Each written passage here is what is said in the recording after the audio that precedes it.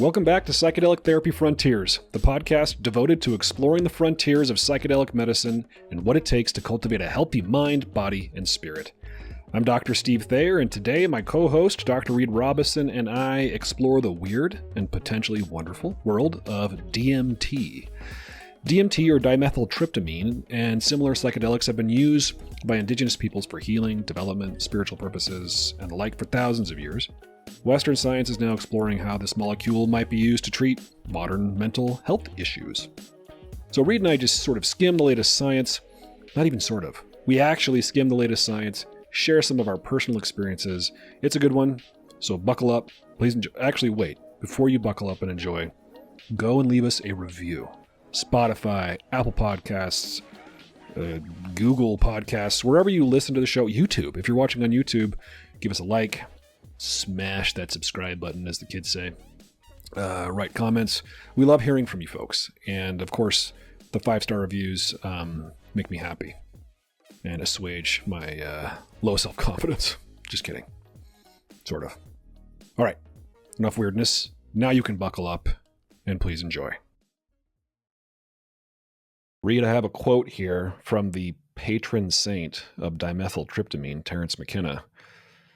He has a lot of fun quotes. This is one that I like a lot.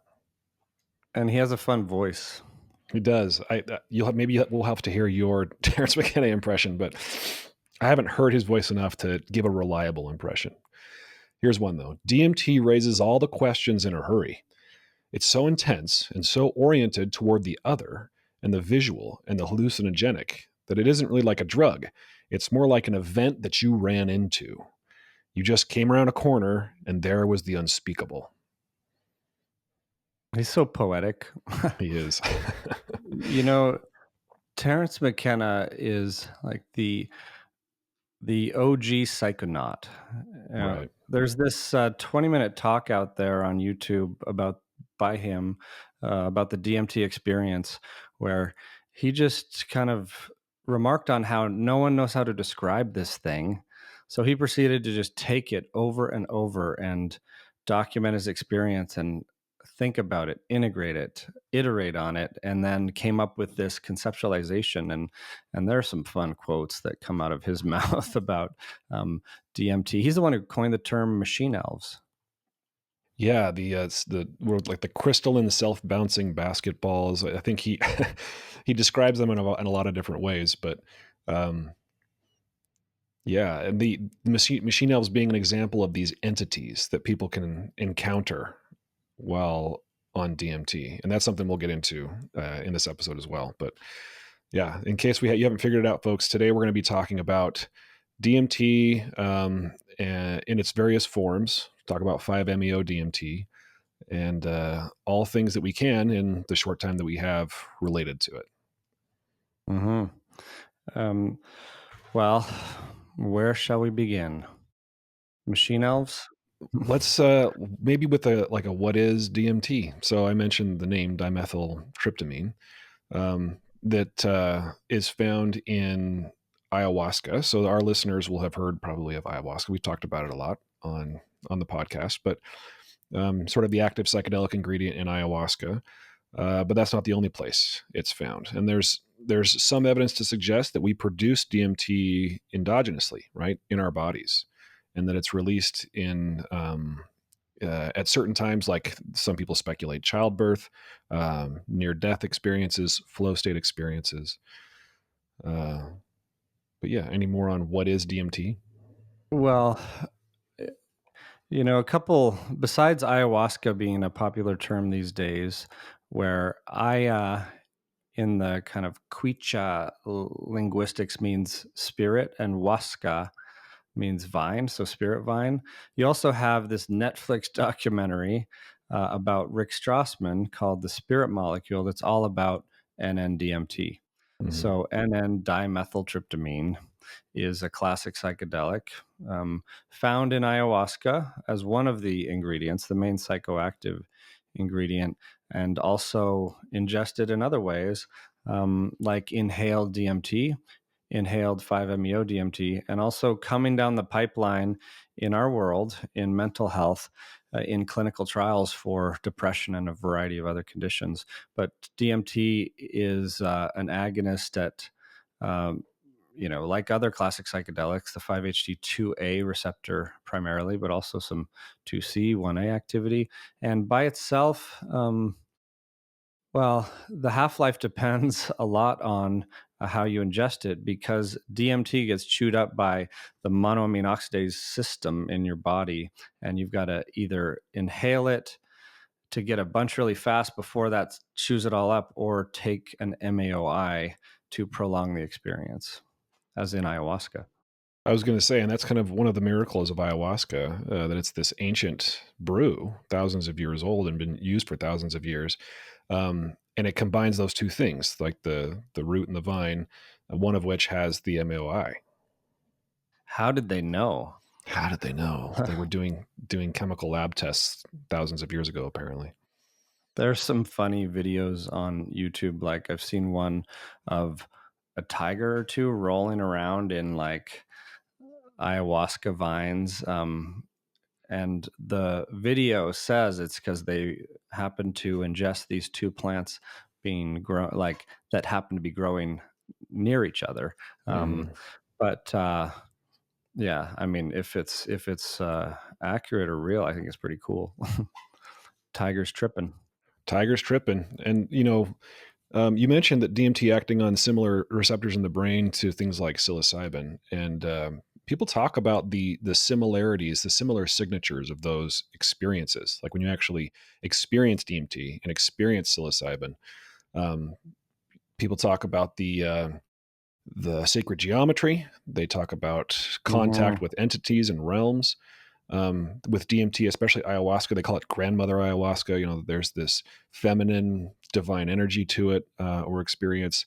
And then, with psilocybin referred to as like the little children, there's still sort of an animist energy to it, like that you contact an, I don't know what else to call it, but like a something.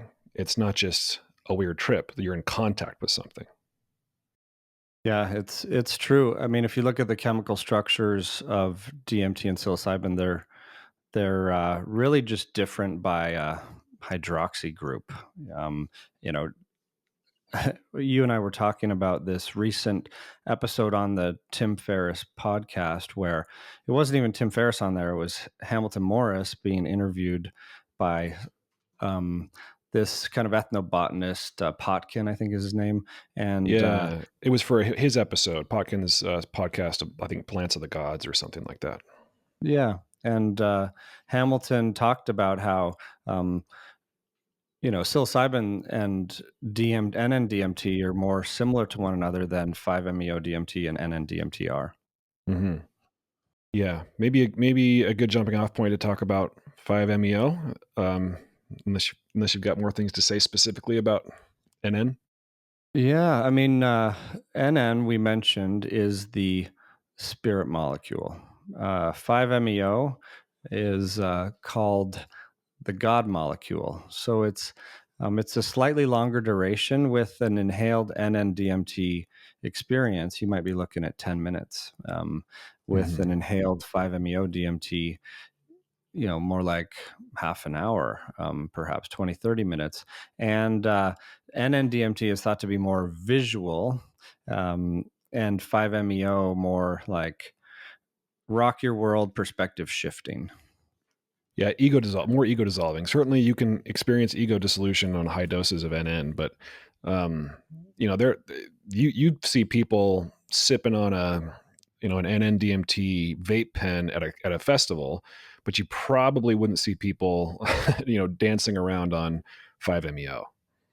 Yep, yep. Was it Hamilton's episode where I think it was on Bufo Alvarius, 5-MeO DMT, where um, the way they depicted it was a little bit frightening, to be honest, because someone was doing 5-MeO from a shaman by a river, and then was like then down on the ground shaken around by this river. That I thought wasn't I mean, nature's a great setting, but if there's a river 1 foot away, Yeah, I maybe question not the by choice. a giant body of water. Yeah, fast moving body of water either.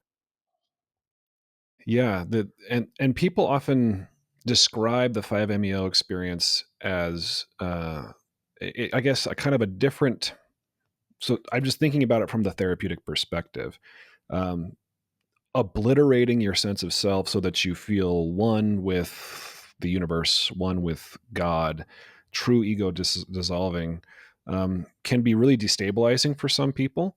Destabilizing sometimes in a useful way, but destabilizing sometimes in a not so useful way, especially if they aren't using it in a sort of a deliberate, thoughtful context with attention to intention setting and then the setting itself, like you were talking about, maybe not next to a river. Um, so it's a powerful medicine, and it's often referred to as bufo because it's in at least one of the ways 5-MeO is harvested is from the glands of the Sonoran Desert toad, Bufo alivarius, these alkaloids in the toad.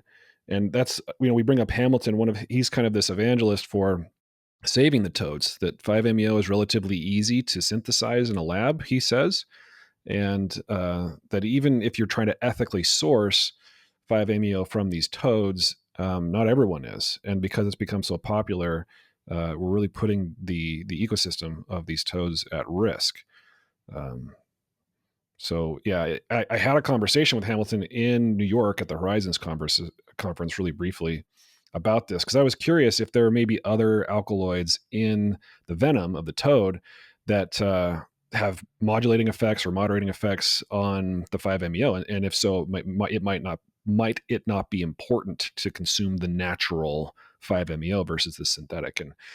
And he said in true Hamilton Morris fashion that no, he has isolated all of them, all of the alkaloids. Mhm. He has personally used them in isolation. Yeah. And he said they just made him sick. They weren't really psychoactive. Yeah, and I like his perspective on the whole synthetic versus plant derived or plant animal fungi derived, um, where he's talks about like psilocybin, for example. Um, Most clinical trials are using synthetic psilocybin, and there was one person recently dosed in an FDA approved trial using plant derived, and at Numinous, we have a bioscience lab in Canada that's working on that same thing, a plant derived, I mean, fungi derived psilocybin. But Hamilton will point out that in true like set and setting fashion, um, what really dictates the varieties of the experience is someone's beliefs of whether or not synthetic is bad, for example, and fungi derived natural origins would be better. And that matters. And when you're going into an amplifier of what's in your psyche. Mm-hmm. Yeah, I'm not saying like I prefer natural whenever possible, but I also take a very practical approach of let's save the toads and let's study like Hamilton was telling you, let's study the other things and see what's going on. Yeah, I think it's a practical approach, um, from a couple different perspectives. Practical from a sourcing and sustainability perspective. Practical from an ethical perspective about our impact on animals and fungi and plants and environments and ecosystems. Especially as psychedelics become more popular, and as we're in this industry where we're trying to bring the healing properties of psychedelics combined with therapy to as many people as possible. We need to take when we are certainly at Numinous we are, but taking a hard look at sustainability. Yeah, yeah. um, so you mentioned the 5-meo experience being like ego dissolving, and well, I think it's interesting to look at what the studies say, because there was this one Mhm. study I stumbled upon, um, I don't know, a number of months ago or last year, that compared 5-meo to high dose psilocybin and the subjective experience. um, and mind you, this is like data from 20 individuals receiving Bufo alvarius from the toad with 5-MeO at a retreat setting in Mexico. And 75% had a complete mystical experience.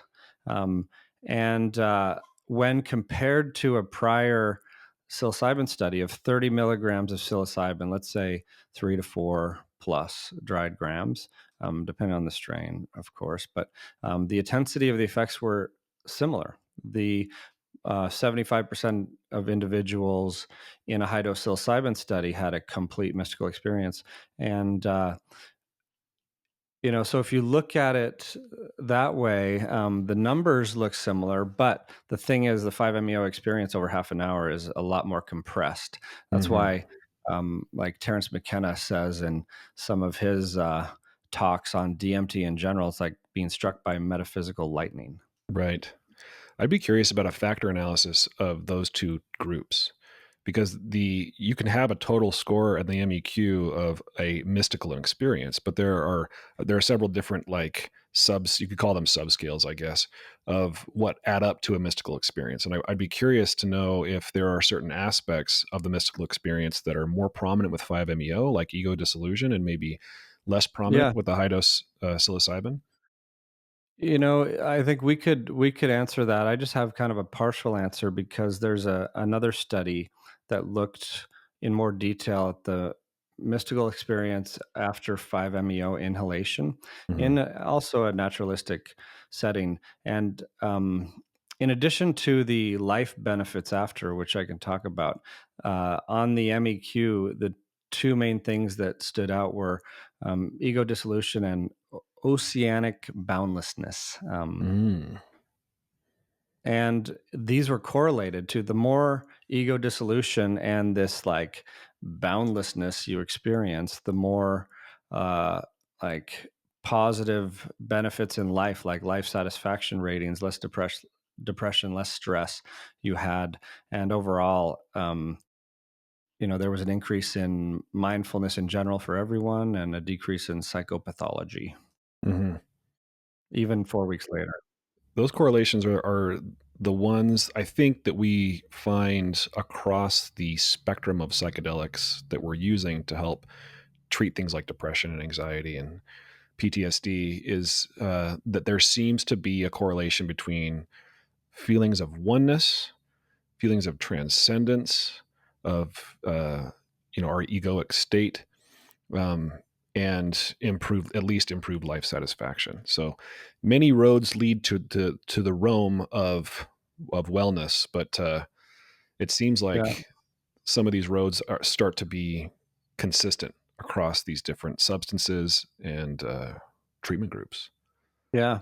But I'm of the opinion, and again, this is personal opinion based on the data and experience, is that the shorter the duration of a psychedelic, the less likely you are to have truly difficult experiences that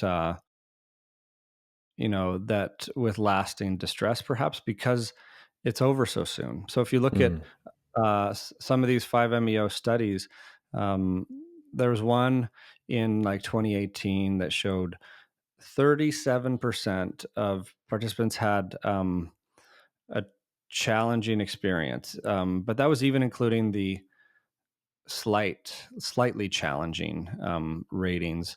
But there's some ayahuasca studies that'll show 50, 60 plus percent Hmm. because it's a long thing. You got to buckle up. You can't Yeah, exit that. right.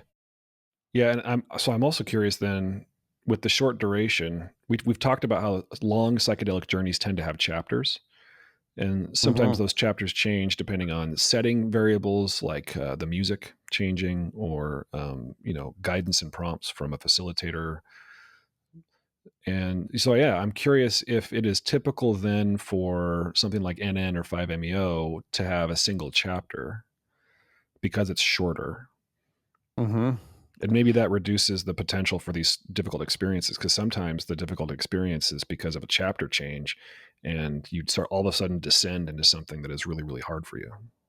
Yeah, I think there's something there, and it may not be that the chapters are non-existent on 5-MeO or NN, but Hmm. like in a 6-minute NN trip, Good luck teasing apart the chapters like Right. in a 6-hour ayahuasca experience. So, like ayahuasca, which we've talked about. Hmm. I've experienced many times, and you ingest it. You're there for 30 to 40 minutes, depending on the concoction.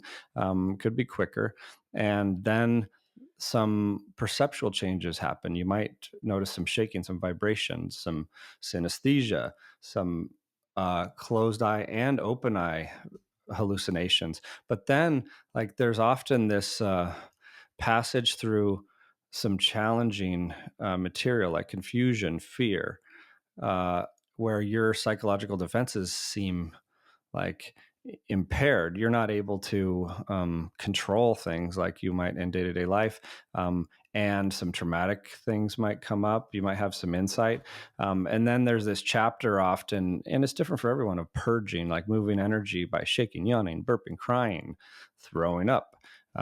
And then often after that is when people break through into this expansive state, like a spiritual realm, the peace, the ecstasy, the understanding, the oneness. And as it wears down, there's this like reintegration into your body, into the normal world with a new perspective, perhaps. Yeah, and those features of a psychedelic journey. Again, I have a lot of curiosities, and these are testable variables, I think. But uh, I wonder if it's that hero's journey that we need those various chapters of going through the ordeal and returning, in order to have the therapeutic effect that we're seeing, which is one of the things that has me skeptical about some of these companies that are trying to produce psychedelics that don't have the psychedelic experience. Yeah, so I think that's definitely a risk if you don't have the challenging experiences. But what's interesting is those same benefits of like openness, mindfulness, decreased depression and anxiety, increased life satisfaction. You see them not only on 5-MeO, um, and lasting, like present still a month later, but you see it with NN-DMT somewhat. Like you come out of an NN-DMT experience, even though it's like it could be a 6-minute travel through a kaleidoscopic fractal tunnel. You can come out with this sense of like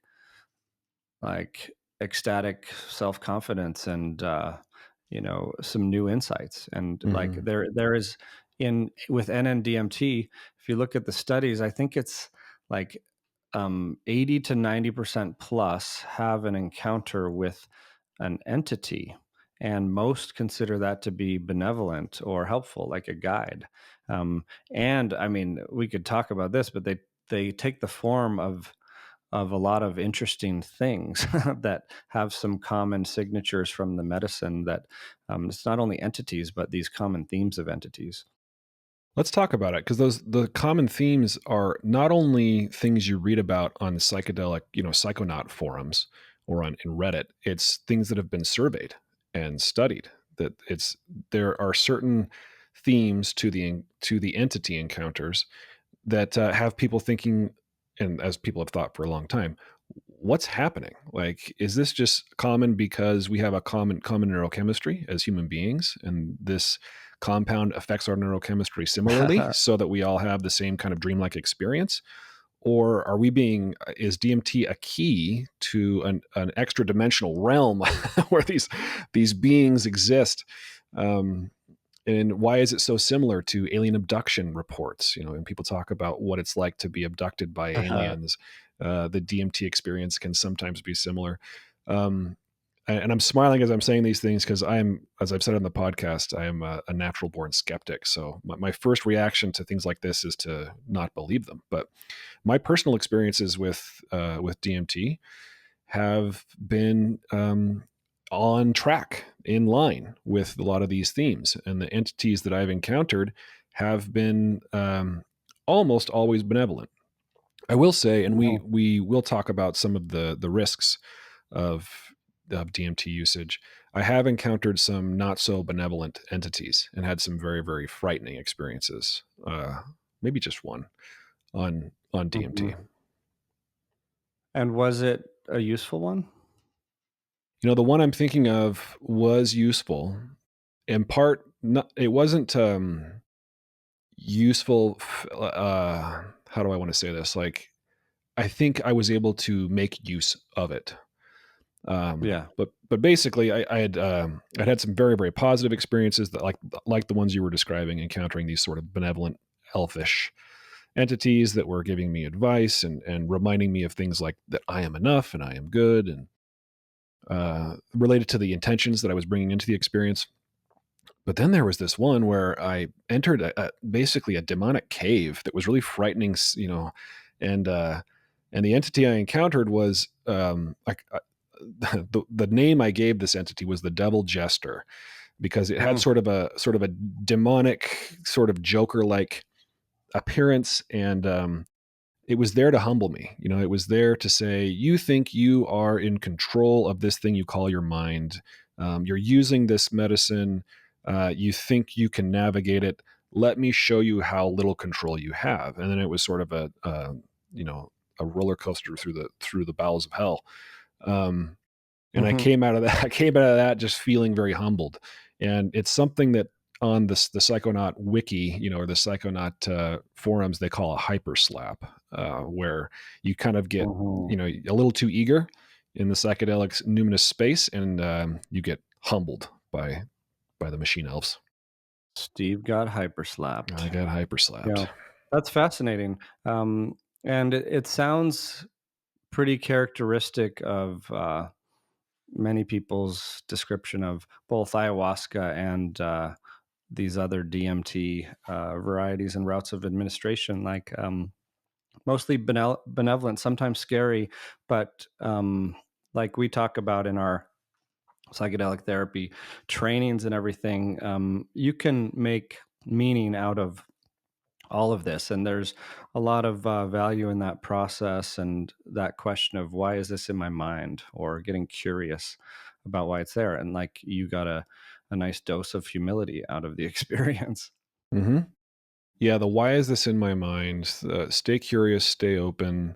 All the things we tell our clients when they come in for ketamine assisted therapy, everything that we train clinicians to do when we're training them to do psychedelic assisted therapy, was so helpful for me in navigating this experience and making Oh sense of it yeah. afterward and integrating it. Yeah, I have a DMT ayahuasca story back at you.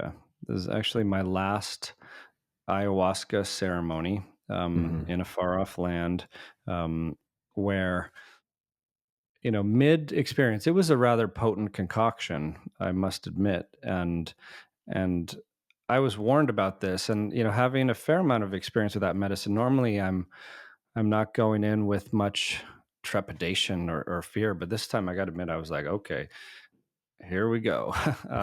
Really bracing myself. Um, and one of the experiences, the entity experience that stood out to me the most was I'm just like sitting there on my mat, like, alternating between sitting up meditating and laying back, kind of riding the waves of this experience. And then right behind me, there's this big window. It was indoors, but in a beautiful nature setting. And there's this window, and it felt like this is open eye visuals. It felt like I was underneath an ocean for a minute, which I've heard other people describe. And but then this experience morphed into these praying mantises, flying from the distance, coming up to this window right behind me. And they turned out to be rather large. They were like black colored and much larger than a human. And they're just Hmm. sitting there on the other side of the window. And I'm like, good thing they're on the other side of the window. But then they just go through the window dissolves, and then they're right above me. And Hmm. I remember even like chuckling a little bit, like, good thing I have tools, and good thing I can remind myself to surrender, because this would be terrifying if Hmm. I didn't have that attitude. And then the praying mantises, I think is more accurate, um, came up and started picking apart pieces of my body and just like chucking them, and they were dissolving. And then I was just left as this soul. and it felt rather amazing, actually, because I wasn't resisting it, I wasn't fighting it. And I don't know what the meaning of that was, that whole like um, taking my body and chucking it. Like I have some theories, but the big lesson I learned, or the big reminder I got was, thank heavens for the practice of surrender and Mm. just being able to relax into this, along for the ride, and not fight it, because that would have been an ugly fight if I were to try and defeat these praying mantises and get them out of my mind Yeah. or my experience. It was kind of funny when you were telling me about this experience, and then we found some survey data about entity encounters, um, and one of the common entities that people encounter is something that's insectoid. They even mentioned mantises, I think, in this.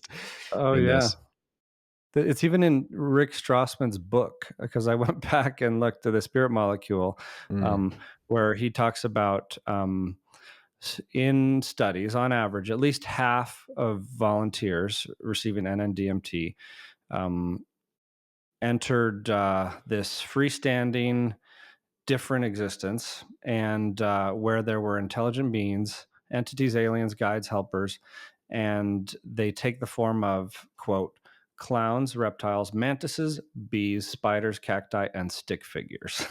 And reports of these beings seem to be unique to the DMT experience. yeah, I've met most of those. Mhm. Oh yeah, clowns. Yeah, it's like the ayahuasca circus. Yeah, I like that ayahuasca circus. That exercise, Reed, I just want to sort of underscore that exercise in surrender, because I think it's one of these therapeutic variables that has become so useful with psychedelic assisted psychotherapy, because a lot of what causes our suffering is our attachment to control and our efforting, right? Our effort to control our experience. And certainly there's a balance between control and surrender, but reminders and experiences of the bliss of surrender are tremendously therapeutic. hmm Yeah, I remember sitting with someone in an ayahuasca retreat. This is in a country down south,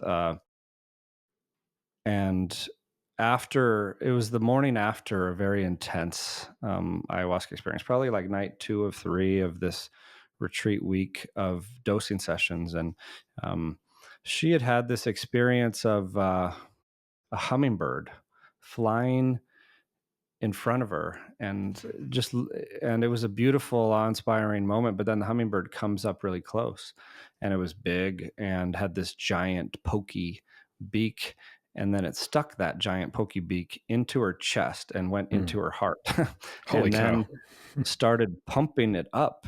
And it was frightening, but it was also invigorating. Like, there's your deflated, defeated heart, Hmm. from all the traumas and experiences you've been through, getting pumped back up by a giant hallucination of a benevolent hummingbird. Wow. That's wild.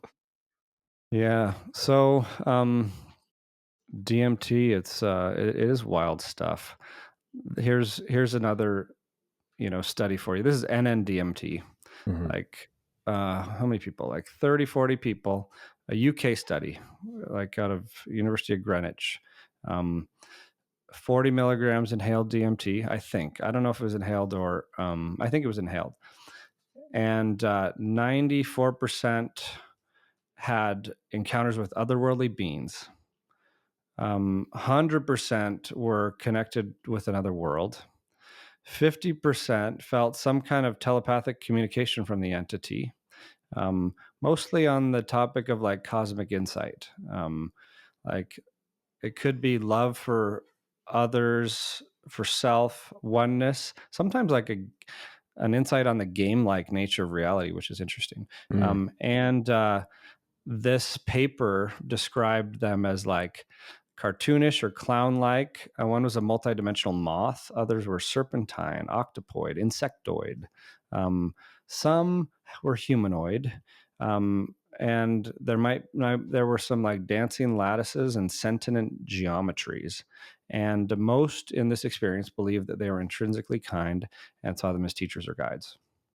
Yeah, I think we're going to learn more and more as we can. I love that you're citing these studies because there's the anecdotal reports of entities, and now we're getting these sort of empirically designed studies to sample entities. And I just wonder how important the encounter with the entities is going to be for the therapeutic effect. You talked about the mystical experience, but you can have a mystical experience without an entity encounter. It's so interesting to me that it seems fairly unique to DMT.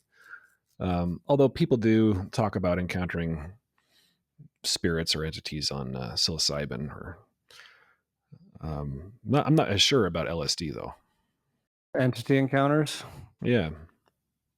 Yeah, it's a good question. Maybe in another follow up we can look at those. We can look at Hmm. all of these in one fell swoop. Comparing the varieties of the psychedelic experience, because they certainly can occur, but there are signatures. There are unique characteristics with each psychedelic medicine, and there's this huge variation based on our own set and setting and neurobiological and psychospiritual makeup. Right. So, Reid, I think maybe we ought to talk a little bit about risks of DMT and 5-MeO DMT. We've been talking about some of the benefits or some of the reasons people seek it out, some of the reasons it's being studied in the therapeutic space. But I think of Michael Pollan's book title, "How to Change Your Mind," and his new Netflix special. Go watch that, "How to Change Your Yeah. Mind." Um, but there's a play on those words on how to lose your mind. And there have been people who have used a lot of psychedelics or even just one psychedelic experience who have been psychologically destabilized. These medicines, or you could call them compounds or drugs or whatever, are not for everybody. And so there are the common risk factors that we talk about when we train our clinicians, like if somebody has a history of psychosis, either personally or in their family, that they ought to proceed with caution. If somebody is doing them without proper guidance or proper intention, or if they are overusing a psychedelic. I think you shared with me some anecdotal reports on a forum of people using DMT multiple times a day for multiple days in a row and basically becoming psychotic. Yeah. what was that what was that called? It was spunions. There was a new term I learned by Mhm. reading this DMT article about the dark side of excessive heavy use, where these forums will call it being spun out on DMT. People who become detached from reality after, um, it's usually like inhaling, smoking, vaping DMT on a very regular basis, like multiple times a day for a month, for example. There are these high profile cases, and even some people who have died because they lost touch with reality. They don't have that grounding in between. They don't have that anchor of a guide or a or time to integrate and like find your footing on solid ground. And in addition to whatever risk factors they may have had for going in and past psychedelic uses or life experiences, loosening up your mind where you're at risk for psychosis. Right. Right. So, whether or not it's necessary, I like to make the disclaimer for our podcast here that we're talking about psychedelic medicines because and I keep calling them medicines because we are in the mental health field, but um, we talk about them with excitement and with promise, but we also want to make the caveat that we're not endorsing certainly illegal activity. We're not endorsing Yeah. um, irresponsible activity. We think all people, if you're going to approach psychedelics, ought to approach them with caution and be well educated. That being said, I'm also a supporter of the liberated consciousness movement, and I think people should be able to alter their consciousness for the reasons they want to. Hmm. So, I'll put a pin in that. And I think it's probably worth talking about the ayahuasca diet for a few Mm, minutes as well. Um, when we're on the topic of safety, because confusion abounds out there. But first, I'd like to insert another Terence McKenna quote as an intermission, because I think it's relevant to this next topic. He said once, the beliefs of a Witoto shaman and the beliefs of a Princeton phenomenologist have an equal chance of being correct, and there are no arbiters of who is right. Here is something we have not assimilated. We have been to the moon, we have charted the depths of the ocean and the heart of the atom, but we have a fear of looking inward to ourselves because we sense that that is where all contradictions flow together. Mm. So, I mean, the point is, if you ask people how to prepare for ayahuasca and how much you need to follow a strict diet and get off every single medicine, you'll get two different types of answers. One is like, if you don't get off your meds, you don't follow the diet, and you take this psychedelic, your brain will explode and you'll die. And then you'll get something on the other extreme. You don't need to get off any of your meds. It's just a bunch of BS. But it is worth kind of pointing out that this ayahuasca concoction that consists of DMT, like from a plant such as, it can be a number of different plants like psychotria, and then an MAOI, monoamine oxidase inhibitor, to make the DMT bioavailable to the brain, to keep it around so it can cross the blood-brain barrier and have its effects. Because of the MAOI in this concoction, there is concern about eating tyramines in foods, because tyramines are also, like DMT, are also metabolized by this monoamine oxidase system. And if you inhibit it, you can get too high a tyramines and you can have hypertension, or even in extreme cases, a hypertensive crisis, even a risk of stroke in theory. This is something we have to navigate as psychiatrists, because the original class of antidepressants before SSRIs, before tricyclics, were MAOIs, and they're damn good medicines. They just come with them some serious dietary restrictions. And what kind of foods contain those tyramines? Well, it's interesting. It's fermented foods, cheeses, but a lot of variability. Like if you look at cheddar cheese, depending on what kind, it's like you might have in a portion 5 milligrams or 40 milligrams of tyramine. Blue cheese is going to have 25 to 30. Gorgonzola, though, like 1 milligram. Beer, you could have 0, you could have 20 milligrams. Chicken liver, a ton. Avocado, you'll hear, don't eat avocados leading up to your ayahuasca ceremony, because they have a couple milligrams of tyramine. Sauerkraut, banana peels. So if you look at, if you're on one of these psych meds, an MAO inhibitor.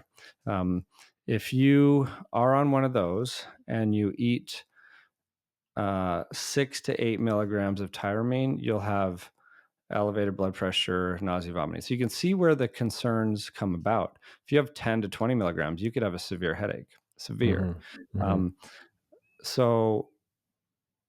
But the thing that people don't really realize about ayahuasca is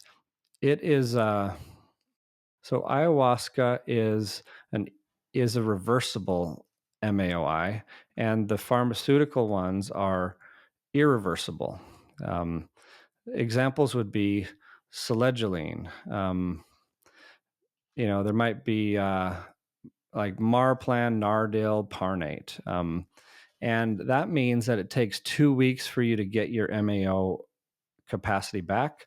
But reversible ones like ayahuasca, like found in plants like Harmala alkaloids, harmine, harmaline, those are commonly found in ayahuasca. Or what gives us a lot of information that people don't realize is there's this medicine in Europe as an antidepressant. It's approved, that happens to be a reversible MAOI, like ayahuasca. It's called meclobamide.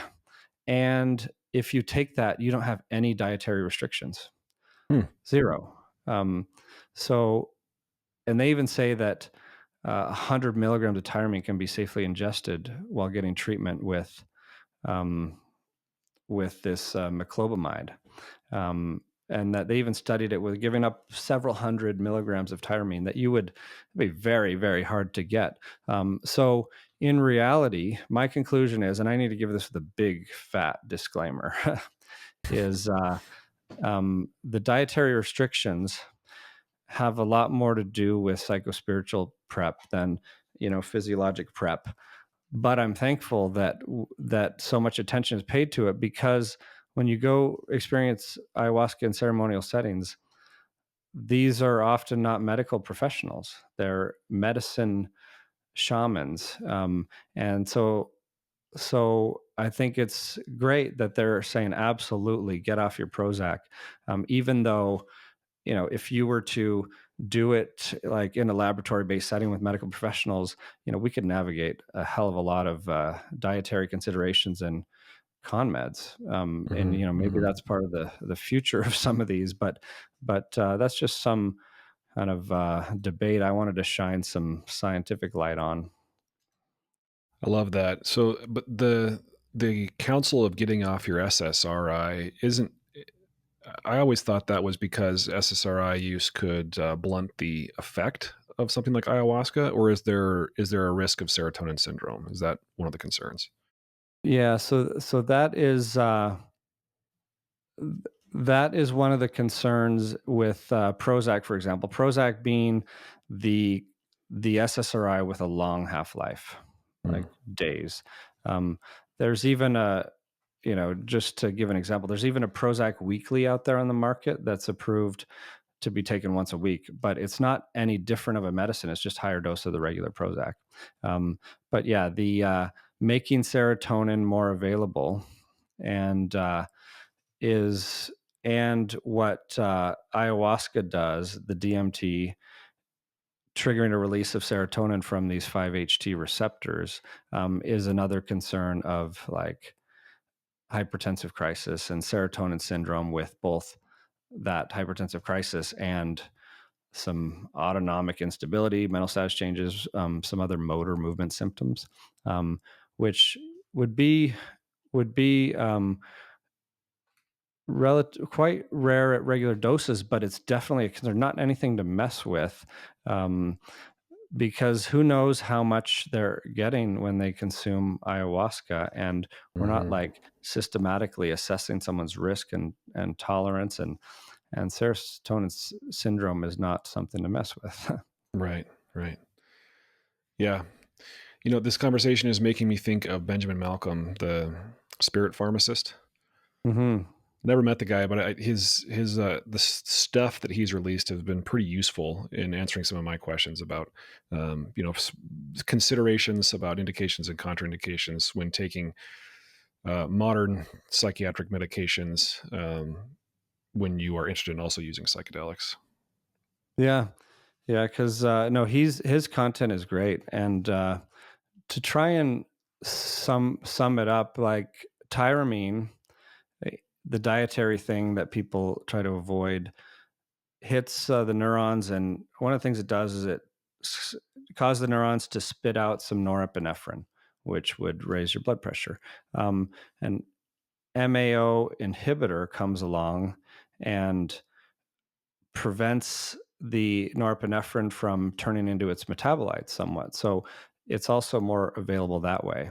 And then, you have these, it's all interconnected with the serotonergic system and the norepinephrine flowing around your bloodstream, and blood pressure. And the fact is, if and they've done this, people on DMT, people on ayahuasca, their blood pressures have been measured. Like there was this study, it's been like a decade or more, where ayahuasca was given to people, blood pressure measured, their um, their blood pressure increased maybe 10 to 15 mmHg, um, peaking by a couple hours in, 1 to 2 hours in, and then return to baseline.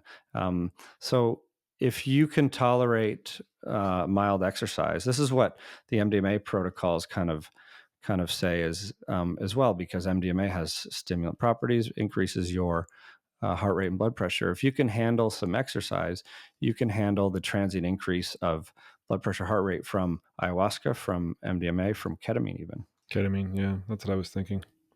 But if you have Yeah. high blood pressure to begin with, you got to be careful. Yeah, and of course, it's one of our screening criteria, at least for us on the ketamine side, that if you have uncontrolled blood pressure, then yeah, we're not going to mess with that. Yeah, and you could get into all sorts of other details, like what is known about what ayahuasca does, like increases your well, it decreases your body temperature at first, followed by a little bit bigger of an increase. Not that significant. It's not like hyperthermia or anything, but maybe people can relate to that experience. There's also cortisol release. There's some prolactin release, some growth hormone release, just acutely during that experience. Man, so much left to learn. So interesting. We're coming up on an hour, Reid. Is there anything else that you want to make sure our audience hears about with respect to DMT? Yeah, let's see.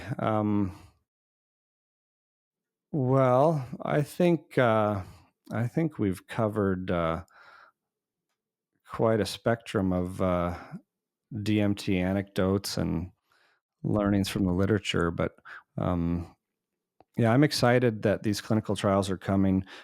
We're seeing companies studying 5-MeO DMT even for depression. We're hoping to Mm-hmm. be a site for those, and the ones that are coming seem to be inhaled. There's some debate, like Beckley, for example, in the UK, is testing a couple different formulations of 5-MeO DMT, like a liquid in a nasal spray or a powder form that also goes into an intranasal administration, and tweaking the like a benzoate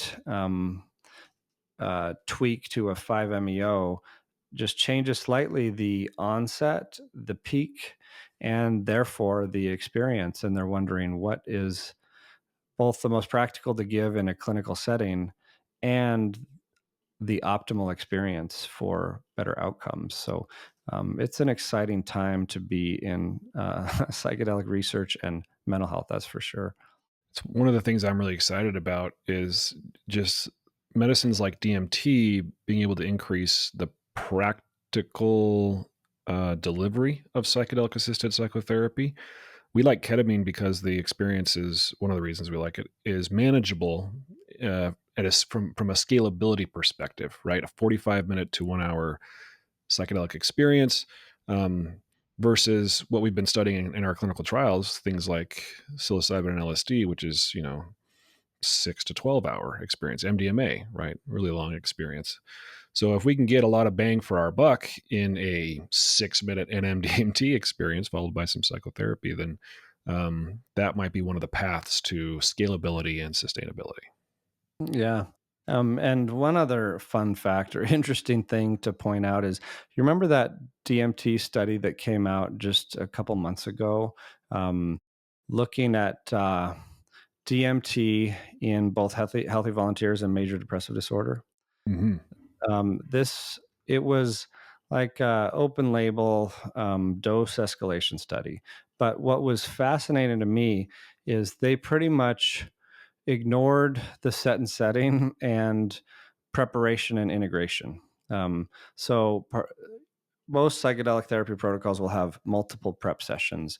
Right. You've done so many of them, and Mm-hmm. in this study, they met with so the participants met with a psychiatrist for a prep session of 45 minutes, where they were given information about DMT and its effects and some approaches for navigating it. And they were also, if you had depression, you're invited to discuss your mood symptoms and your depression history. No therapy provided before, after, during. And the setting was a hospital room in a booth with a medical grade reclining chair that was lit with fluorescent lighting and no art, no music. Pillows and hospital-issued linens. And then 2 psychiatrists stood on either side of the chair with a research nurse and research assistants behind. And they gave DMT by IV push over 30 seconds to a minute, and they saw what happened. So just fascinating to me that this study in particular didn't pay much attention to it. I think we can learn some things from that. Yeah, like I said, so much to learn. Well, we're going to include links to these articles in our show notes. So if you're listening, folks, and you want to take a deeper dive into the science that Reid's been talking about, take a look at the show notes. It's been a mighty pleasure, Reid Robison. Fun usual. topic. Yeah, we could go on forever about this, but we'd better call it quits for today. Thanks, Steve. Always fun to chat DMT with you. Thanks, Reid. Thank you, dear listener, for listening. It means a lot to me. Psychedelic Therapy Frontiers is brought to you by Novamind, a mental health company that specializes in psychedelic medicine and research. You can learn more about Novamind's mission to increase access to legal, safe, and evidence-based psychedelic medicine at novamind.ca. If you like what you heard, please subscribe to the podcast on whatever platform you're using to listen or watch. Also, if you're feeling generous today, please leave us a glowing review on Apple Podcasts, Stitcher, or wherever you like to listen. If you'd like to reach out to us with questions, suggestions, scathing criticisms, etc., please email us at psychfrontiers@novamind.ca. Thanks again. The content of this podcast does not constitute medical advice or mental health treatment. Please consult a medical or mental health professional if you believe you are in need of mental health treatment.